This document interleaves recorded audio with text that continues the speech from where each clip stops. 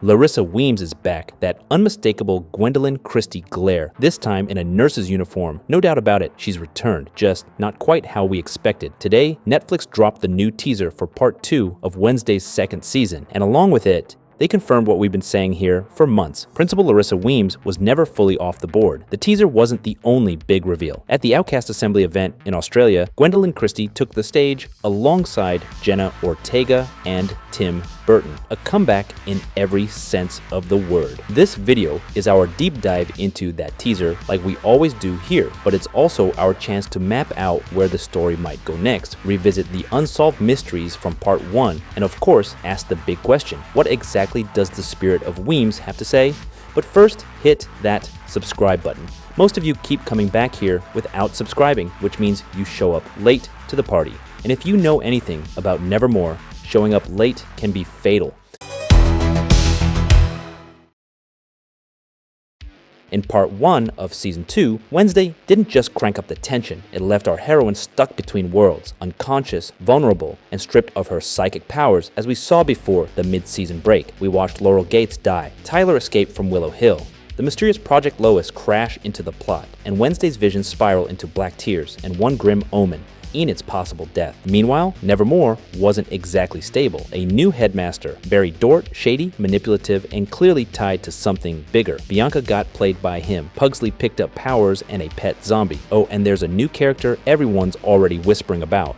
Through it all, Wednesday has been piecing clues together, alone, but something's missing, or someone. Since the end of season 1, we've been pushing a theory bold, yes, but built on solid ground. What if Larissa Weems never actually died? She's a shapeshifter. It's always been possible she took another form. And if you think back in season 1, Lurch, who picks Wednesday up for Nevermore, has heterochromia, 2 different eye colors. By the finale, those eyes match, and his expression is different. Back then, we suggested that might have been Weems in disguise, surviving Laurel Gates' attack. Watching Wednesday, maybe even protecting her, all under the mask of Lurch, could have been the showrunner's plan from day 1. Now, with this latest teaser and the confirmation that Weems is returning in some kind of spiritual form, the theory isn't just alive, it's evolving. She's back, not as the headmistress, but as something else, a presence that's here to guide Wednesday. The trailer opens right where part 1's finale left us. Wednesday in a hospital bed, eyes closed, deep in a coma. In episode 4, she opens them and that's where it cut. Now, we finally get the follow through. Her eyes snap open, the camera shifts, and there's someone else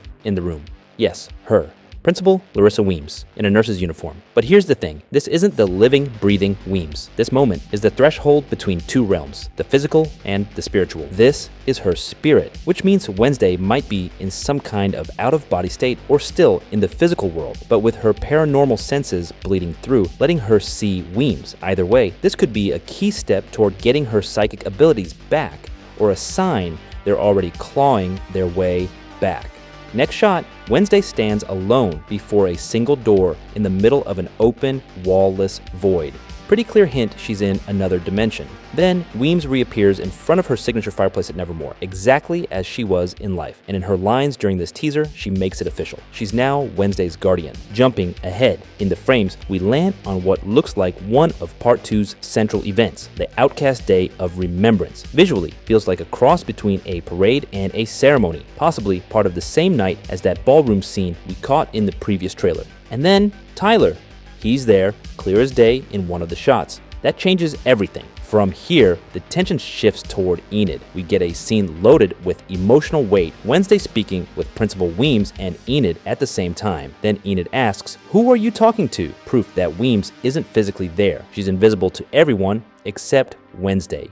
It's a key moment. Shows that Weems isn't just watching over her, she's actively communicating, guiding. Then we get Wednesday and Enid in a serious talk, the kind that leaves Wednesday visibly shaken.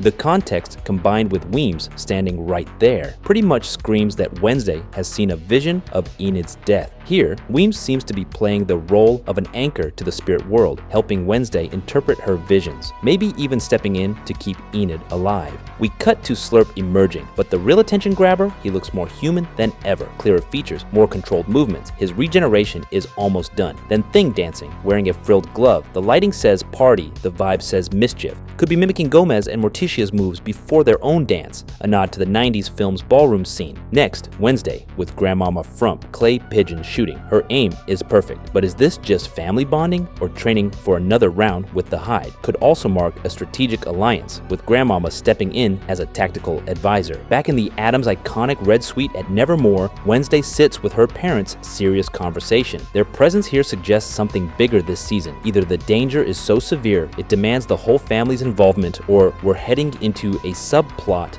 about Morticia's mysterious past and how it ties to Wednesday's powers. And then the clock tower, Wednesday, armed with an axe, smashing glowing machinery and strange panels. The place is now packed with gears and devices. This scene says she's found something dangerous, something that can't be left running another second. And then a squad of Jericho police, flashlights up, weapons drawn, storming into Nevermore. Their tense faces and tactical formations scream urgent operation, not routine check. Something serious went down inside the school. Hyde attack, Outcast incident, either way, the Nevermore Jericho tension has never looked sharper. Next, Wednesday tearing through the forest in a formal dress. It mirrors that season 1 moment when she ditched the Raven dance to save Eugene. So, will this season's big dance also end in chaos? The setting's too similar to be coincidence. Looks like she's about to relive a trauma or make another impossible call. In this frame, Pugsley. In this shirt, Karate Kid and Cobra Kai vibes. Could be a wink, could be foreshadowing. And then we see Slurp again, this time closer to the camera, his features even more human. His constant presence in the forest feels deliberate, regenerating in the shadows,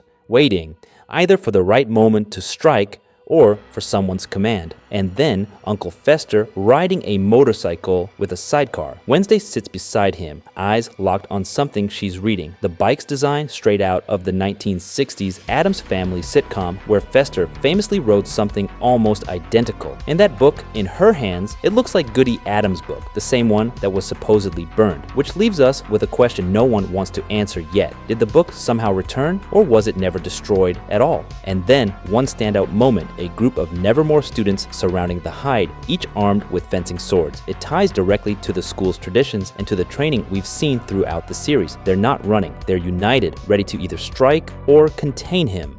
Unlike season 1, this time Nevermore is ready to fight back as one.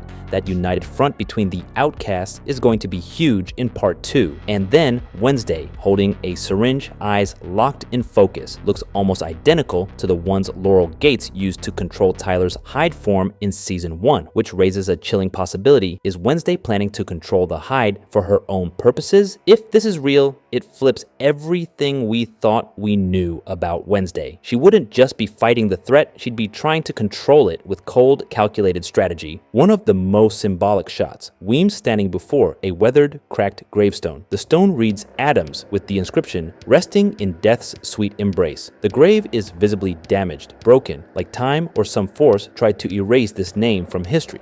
But whose grave is it? Could be Goody Addams, could be another family member, or even Wednesday Addams, like a future vision that Weems needs to help her prevent. If this is indeed a vision of Wednesday's potential death, it changes everything. Weems isn't just guiding her through the spiritual realm, she's actively trying to alter Wednesday's fate. The cracked tombstone becomes a warning, not a prophecy set in stone. And if Weems can see this future, what else does she know? What other tragedies is she trying to prevent? This scene suggests that her return as a spiritual guardian isn't just about comfort, it's about survival. The clock tower explodes, maybe to hide something inside, maybe to expose it. In Barry Dort's office, we see a model of Nevermore. But there's something off. A tall tower that didn't exist before. Could be a secret construction under Barry's orders. Remember, he's heard making suspicious phone calls in the early episodes. Theories suggest he's connected to Gabrielle, Bianca's mother, and her siren cult. Then, Grandmama Frump in that same office. A hand reaches toward her shoulder. The next frame clears it up. Gabrielle hits her with a siren's enchantment. Not Bianca, her mother, which means Grandmama is a bigger player in this story than we thought, and Gabrielle wants her silenced. We cut to a shot from inside a car's trunk. Tyler throws it open, aggressive. That POV makes it clear someone's been captured. The question, Enid, Wednesday, or someone holding a key piece of the puzzle. Then Agnes DeMille, the new Nevermore student. She's lying low, eyes wide, holding her breath. Strange, considering her ability to turn invisible. Why hide like this unless invisibility isn't enough right now? Next, a cemetery. Enid and Wednesday are thrown to the ground in front of a raven statue.